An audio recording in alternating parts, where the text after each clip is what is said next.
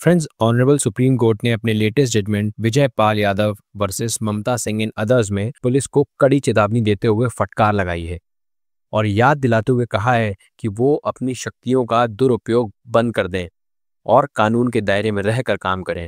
ये जजमेंट 26 मार्च 2025 को आया है, जहां 2 जजेस की बेंच ने किसी एक्यूज को अरेस्ट करने की गाइडलाइंस पर सख्त टिप्पणी की है और कहा है कि इन गाइडलाइंस का पालन न होने पर पुलिस को सख्त कार्रवाई का सामना करना पड़ सकता है। ये गाइडलाइन सुप्रीम कोर्ट द्वारा अपने landmark judgement Arnesh Kumar versus state of Bihar 2014 में दी गई थी। फ्रेंड्स, इस वीडियो में आगे बढ़ने से पहले हम इस लैंडमार्क जजमेंट में दी गई गाइडलाइंस को शॉर्ट में समझ लेते हैं। इस मामले में सुप्रीम कोर्ट ने कहा है कि जब किसी व्यक्ति के खिलाफ रिलायबल इंफॉर्मेशन दी जाती है या रीजनेबल डाउट मौजूद होता है कि उस व्यक्ति ने एक कॉग्निजेबल ऑफेंस किया है और उस ऑफेंस की पनिशमेंट 7 साल तक या उससे कम की है, तो पुलिस उसमें तुरंत अरेस्ट नहीं कर सकती। बट ऐसे में पुलिस को इंश्योर करना होगा कि नंबर 1, अरेस्ट जरूरी है फर्दर इन्वेस्टिगेशन के लिए। अरेस्ट की रिक्वायरमेंट है ताकि एक्यूज्ड अतिरिक्त अपराध करने से रोका जा सके। नंबर 3, एविडेंस के साथ छेड़छाड़ करने या गायब करने से एक्यूज को रोका जा सके। नंबर 4, एक्यूज्ड ज्यूरिसडिक्शन छोड़ के ना भाग पाए या कहीं जाके छुप ना जाए। ये सारी बातें अगर पुलिस इंश्योर कर लेती है, राइटिंग में ले लेती है कि हमने इसलिए अरेस्ट की है क्योंकि अरनेश कुमार गाइडलाइंस में सुप्रीम कोर्ट ने बोला है कि इनका कंप्लायंस करना है, वही हमने पूरी करी है। अब इसका ऑल्टरनेटिव पुलिस ने निकाला है कि अकॉर्डिंग टू देयर स्टेट्स वो एक चेकलिस्ट मेंटेन करेंगे। फॉर्मेट होगा जिसमें वो ये सारी कंडीशंस लिखेंगे, सेक्शन 41 की सारी कंडीशंस उसमें मेंशन की जाएंगी येस और नो के साथ। तो उनको बस उसे चेक करना है कि वो कंडीशन पूरी हुई है, येस या नो। तो आप लोग बने रहिए इस वीडियो में मेरे साथ। अगर आप एक लॉ स्टूडेंट हैं, जुडिशरी एस्पिरेंट हैं, तो आपके लिए ये बहुत काम का होने वाला है। और अगर आप एक एडवोकेट हैं या पुलिस विभाग में हैं, तो आपकी कानून की जानकारी और भी दुरुस्त होने वाली है। फ्रेंड्स, चैनल को सब्सक्राइब कर लीजिए ऐसे ही इंपॉर्टेंट जानकारी के लिए और वीडियो को लाइक करना मत भूलिएगा। और आप मेरे इंस्टाग्राम पेज को भी जाके उसे फॉलो कर सकते हैं, जहां मैं टाइम टू टाइम पोस्ट करता रहता हूं। लिंक आपको डिस्क्रिप्शन में मिल जाएगा। फ्रेंड्स, इस केस को हम 2 पार्ट में समझ लेते हैं। पहला है बैकग्राउंड ऑफ द केस, जो केस के फैक्ट्स हैं, और दूसरा जो कोर्ट के ऑब्जर्वेशंस हैं, जो कंक्लूजन है कोर्ट का। तो सबसे पहले हम आते हैं बैकग्राउंड ऑफ द केस में। हरियाणा पुलिस द्वारा विजय पाल यादव को पड़ोसी के साथ मारपीट के आरोप में अरेस्ट कर लिया जाता है, जिसमें कानून का पालन नहीं होता है। साथ ही विजय के साथ ऑन द स्पॉट और पुलिस स्टेशन ले जा करके उसके साथ मारपीट की जाती है। तो इसको देखते हुए विजय के भाई उस थाने के संबंधित एसपी को, सुपरिटेंडेंट ऑफ पुलिस को शिकायत करते हैं मेल के माध्यम से, जिसके चलते पुलिस कस्टडी में विजय के साथ और भी ज्यादा बदसलूकी होती है और कुछ वक्त बाद उसके खिलाफ में एफआईआर भी दर्ज कर ली जाती है।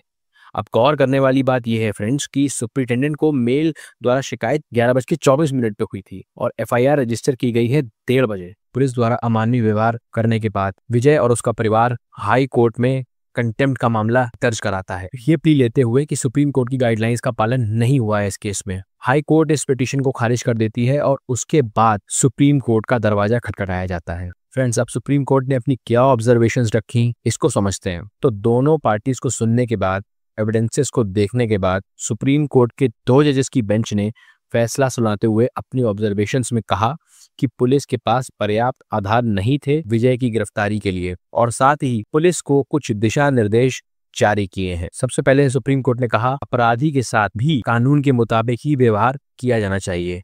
पुलिस को निर्धारित मापदंडों का पालन करना चाहिए और वो सीमाओं का उल्लंघन कभी नहीं कर सकती। कानून की नजर में अगर कोई व्यक्ति अपराधी है तो उसके भी कुछ कानूनी अधिकार हैं। भले ही कोई अपराधी हो, उसके साथ मानवीय व्यवहार किया जाना चाहिए और जो व्यवहार किया जाए वो कानून के दायरे में हो। इस मामले में पुलिस ने मनमानी की है। आम आदमी से अपनी सीमा लांघने की उम्मीद की जा सकती है, लेकिन पुलिस जैसे जिम्मेदार विभाग से नहीं की जा सकती। आगे उन्होंने डीजीपी हरियाणा को तलब भी किया था इस मामले में, जिसमें सभी राज्य के डीजीपी को गाइडलाइंस जारी किए गए। अपनी पुरानी गाइडलाइंस को भी दोहराया गया कि सभी स्टेट्स की डीजीपी की रिस्पॉन्सिबिलिटी है कि ऐसी घटना दोबारा ना हो, ना ही कोई पुलिस अधिकारी अपने अधिकारों का उल्लंघन करे और ना ही किसी पर्सन को मनमाने ढंग से अरेस्ट किया जाए।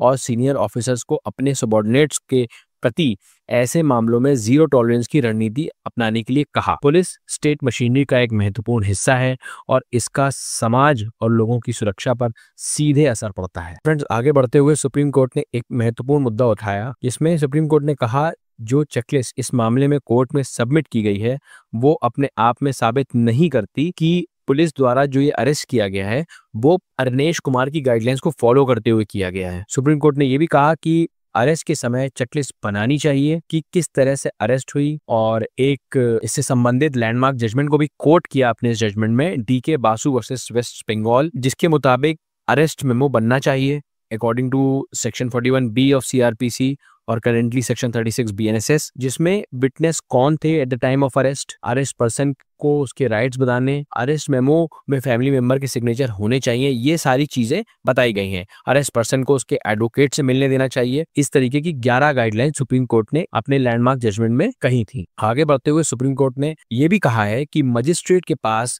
भी यही चेकलिस्ट जमा कर दी जाती है मैकेनिकल तरीके से फिल करके पुलिस द्वारा, जिसमें बस एक रूटीन वर्क मानकर एक्सेप्ट कर लिया जाता है उसे, जिसे एक्सेप्ट करने से पहले निचली अदालतों को सावधानी बरतनी चाहिए। पुलिस को स्ट्रिक्ट वार्निंग देते हुए एक बार फिर बोला कि अरनेश गाइडलाइंस का उल्लंघन होगा तो पुलिस के अगेंस्ट कंटेम्प्ट प्रोसीडिंग्स चलाई जा सकती हैं, डिसिप्लिनरी कमेटी उनके अगेंस्ट बैठाई जा सकती है, इवन सस्पेंशन तक की बात आ सकती है।